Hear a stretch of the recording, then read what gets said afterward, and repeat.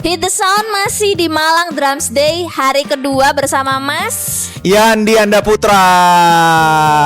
Mas Yandi. Ini akhirnya eventnya terselenggara ya. Betul. Malang Drums Day hari kedua. Gimana rasanya selama 2 hari ini? Rasa salah di sini. Ngecuk sih. Ngecuk sih, maaf. Ya Allah. Rasanya sih sebenarnya pastinya senang banget karena bisa ngelihat talenta muda yang belum ditemukan lah ya. Okay. Jadi mereka ngumpul ke sini jadi bisa tahu oh ternyata drummer Indonesia tuh perkembangannya udah sejauh ini. Okay. Tadi luar biasa banget sih lihat anak umur 10 tahun, 11 tahun udah kemampuannya tuh udah kayak 30 tahun sebenarnya. Udah setara itu, ya? udah se-expert itu. Jadi dengan terselenggaranya acara ini jadi bisa tahu, bisa ketemu mereka, bisa tahu asalnya dari mana. Nah. Jadi siapa tahu aku kan ada ngubur drummer juga nih, IP sendiri. Drummer juga. Ada IP sendiri ngubur drummer event. Jadi kalau misalnya nyari talenta bisa ketahuan dari sini juga nih. Ya, betul juga. Nah, Mas Yandi kira-kira apa sih yang membedakan Malang Drums Day ini sama drum event lainnya?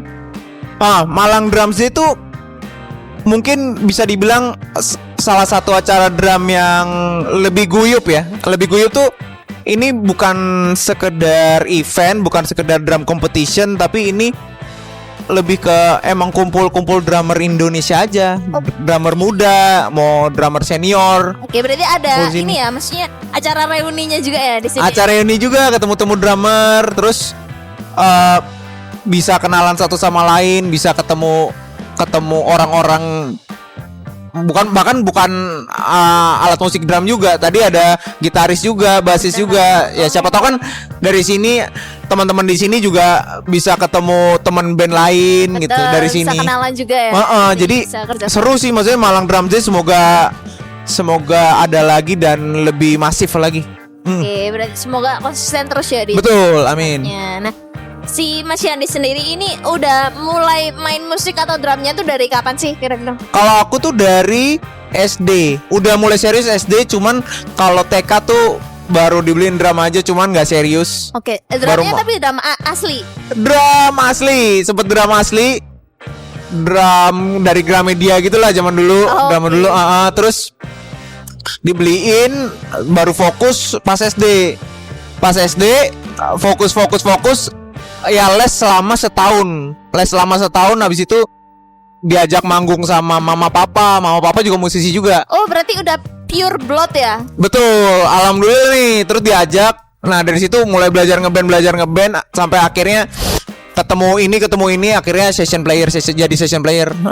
Oke, berarti udah kayak makanan sehari-hari ya kalau dikasih ayah ibunya musik. Betul. Otomatis suka musik setiap hari. Mas Yandi juga ini suka musik yang genrenya kayak apa sih kira-kira? Genre sekarang sih karena sesuai umur ya. Kalau umur kayaknya lebih ke pop mellow. Oh aduh. Pop sekarang. Dulu tuh klasik rock dulu. Kayak Queen, Led Zeppelin. Terus sempet yang ke 80-an kayak lagu-lagu Mama lah, ABBA. Kayak gitu. Terus abis itu ya ketemu musik Latin, ketemu jazz, sempat ketemu jazz SMP SMA. Kalau sekarang sih ya lebih seneng sekarang dengernya pop lah. Pop. Ya. Karena ini menyesuaikan kedewasaan gitu gak sih Mas? Kayaknya bener deh. Kayaknya emang semakin dewasa kayaknya malah nggak mau ribet-ribet justru. Mungkin apa liriknya juga relate gitu. Jadi kayak asik juga ya. Gitu ya makin relate, makin kayak denger Kunto Aji gitu. Itu anak muda banget sih. Anak muda banget, betul. Hustle culture. Itu udah culture itu udah. Yes. Kalau Mas Yandi sendiri asli dari Kota Malang. Aku tuh sebenarnya Jakarta. Sebenarnya cuman ada keturunan Surabaya. Ada Surabaya. Cuman ke Malang tuh lumayan sering acara musik. Kan aku sekarang ini jadi session player Isyana Sarasvati sama Kunto Aji kan. Oke. Dan Malang tuh lumayan sering ada event kesini. dan sering ngejuri juga di sini sama Mas Ovik. Oke. Dari teman-teman. dari Malang Drum Competition dulu, ada sekarang Malang Drums Day, terus ada acara-acara komunitas lainnya. Jadi lumayan Malang tuh lumayan melekat lah dalam hidup lah. Asik. Lumayan sering banget soalnya. Ini ya berkesan ya. berarti Berkesan. ya. Nah itu ceritanya gimana sih Mas bisa akhirnya bisa session sama si Isyana sama Kunto Aji juga? Kalau Kunto Aji waktu itu si Aji tuh baru keluar dari Idol intinya. Oke. Ya kan dia berarti harapan 2 lah dia. Yes. Di Indonesian Aku dengar Idol. ini mantra-mantra. Nah, ini jauh sebelum, bahkan baru terlalu lama sendiri, dan waktu itu dia nyari band. Oke. Dan waktu itu dikontak sama basisnya Kunto Aji yang dulu. Mau nggak ngiringin ini, ada artis baru namanya Kunto Aji. Ya akhirnya dari situ, dari tahun 2013 sampai sekarang, berarti udah 12 tahun sama Lama Kunto ya, Aji. berarti ya? Lama. Kalau sama Isyana dari tahun 2015, waktu itu Isyana mau rilis album baru. Albumnya apa ya? Explore atau apa? Bukan, yang ada Kau Adalah, Tetap Dalam Jiwa. Oh, I know. Mau rilis, nyari band. Oke. Nyari band nih. Akhirnya kekumpul lah band yang sekarang. Nah, itu band yang sekarang band yang dulu itu sampai sekarang, sampai 2025 sekarang masih sama. Wah, anjay. Jadi dua-duanya itu udah lama banget. lama Itu ya? paling lama. Yang lain sih kayak cuman gantiin kayak Rosa gitu kan. Oke, Itu oke. gantiin aja lah, kayak freelance biasa aja. Ini second choice bukan? Apa Rosa? Fourth choice lah. Aduh sedih banget ada fourth choice. Second choice ada fourth choice. Nah tapi ini challenge-nya apa sih Mas sewaktu mendampingi selama 12 tahun? Apakah ada kebosanan mungkin dan lain-lain? Sebenarnya challenge-nya adalah kita mengikuti perkembangannya si artis itu. Oke. Si artis itu kan pasti berevolusi, mengubah style lagunya karena sesuai pengalaman mereka. Betul. Lagunya pasti berubah lagi. Kayak misalnya dulu Kunto Aji lagunya tentang semangat, tentang kepercayaan diri. Kepercayaan Habis diri itu kan tiba-tiba berubah lah dengan Aji, permasalahannya dengan mental health misalnya. Yes. Akhirnya keluarlah mantra-mantra.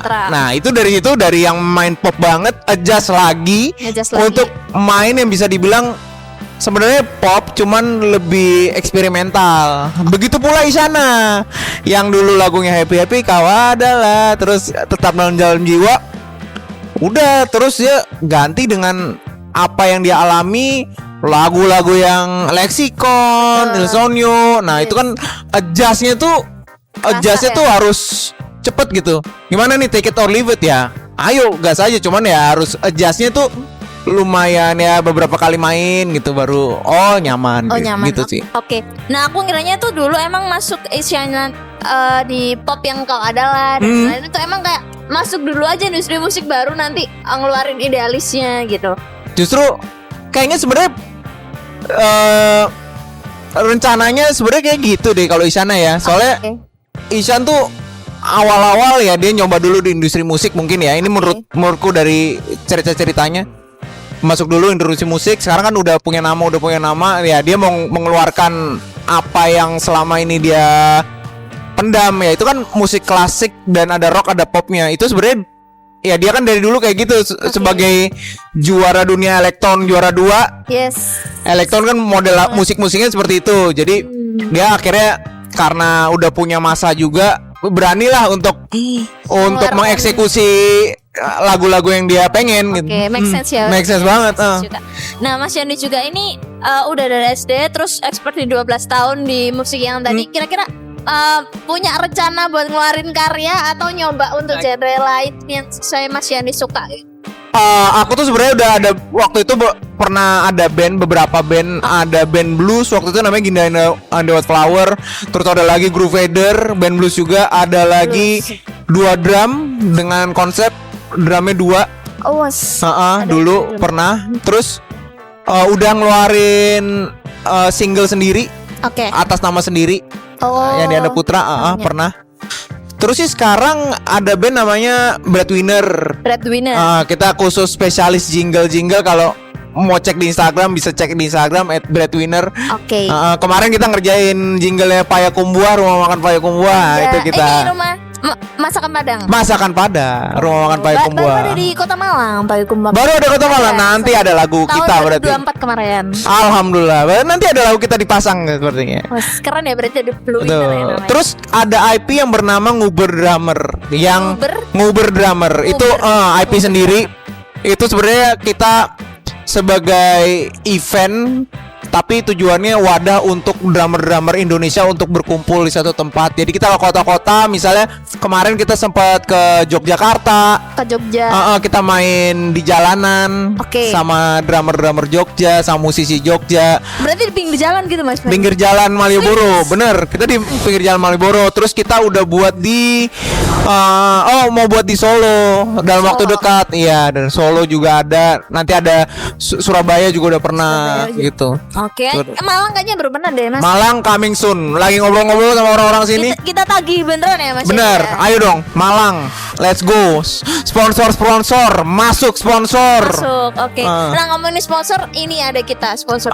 Ini dia. Namanya Chaten Cafe. Wah, ada apa ini Chaten Coffee? Pelan banget ya Mas Yendi ya. Oke, ini tuh salah satu cafe yang ada di Kota Batu. Dan ini kopinya. Boleh dibuka. Boleh dibuka ya. Ini rasa cokodo. Cokodo tuh boleh jelasin nggak? Ini cokodo tuh apa? Itu Choco Avocado. Choco avocado nih ya. Betul, Chocodo namanya. Oke. Yes, boleh dikocok. Tapi sorry nih tanggal 1 agak susah nih. Harus dibukain ya. minta tolong. Maaf pakai tangan kiri. Aku off service kebetulan. Bentar Mas, aku By the way, ini tadi udah nyoba yang ini. Gimana, enak kan? Enak banget, yang ini enak banget karena yang aku paling penting tuh suka minuman manis yang nggak terlalu manis sebenarnya. Satu itu. Sama suka rasa coklat yang dark. Nah, ini tuh rasa coklat dark, nggak milk coklat, dan rasa coklatnya tuh tadi coklatnya banyak di bawah, enak banget. Enak banget. Jarang sih yang suka gula tadi. Kebanyakan yang kesini sukanya tuh yang kopi pahit gitu emang. Nah, kalau aku tuh lebih less sugar lah. Less sugar. Ngomong-ngomong, udah bisa belum dibukanya? Oke. Maaf kalian gini. Oke. Saya boleh coba. Aku juga minum aja.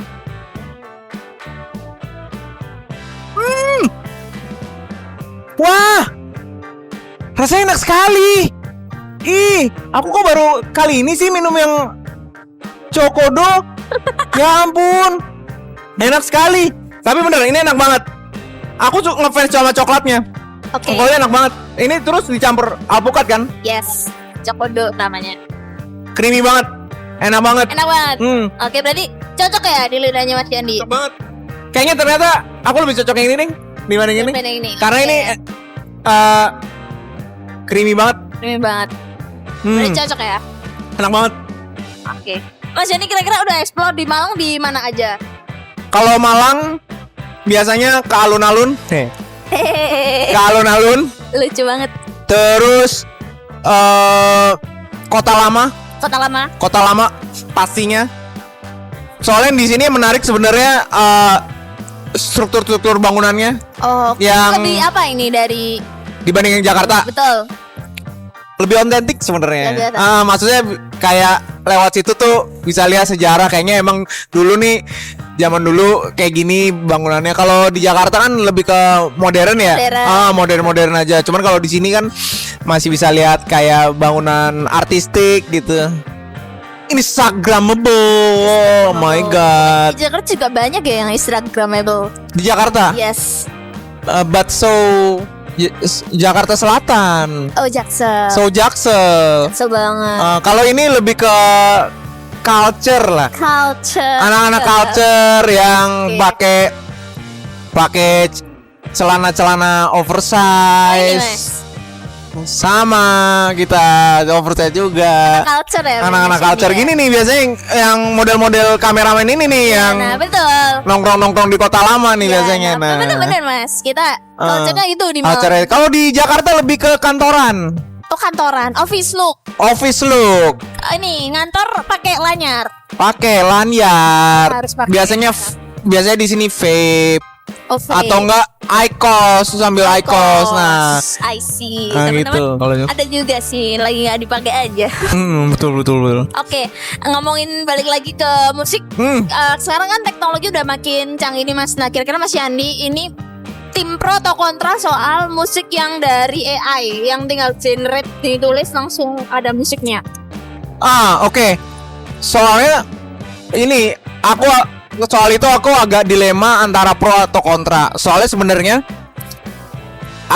menurutku sih dengan adanya musik AI sebenarnya bisa menjadi pancingan untuk membuat lagu. Misalnya nggak ada inspirasi nih, tinggal klik inspirasinya tentang cinta ini keluar kan. Nah sebenarnya dari situ aku kontranya orang yang ngambil mentah-mentah. Yang mentah-mentah dari AI. Sebenarnya kan itu menjadi kayak untuk inspirasi aja kan. Misalnya referensi ya. Referensi aja misalnya jadinya kayak gini.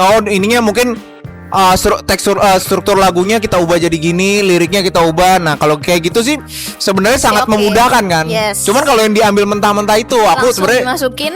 Kalau aku sih kontra sih. 100% kontra ya berarti ya Mas Yani ya. Nah, itu dia 50-50. Kalau misalnya dipakainya untuk menjadi inspirasi pro. Cuman kalau komersil mungkin kalau diambil mentah-mentah terus jadi full komersil kontra. Oke, pendapat yang sangat menarik Mas Yandi.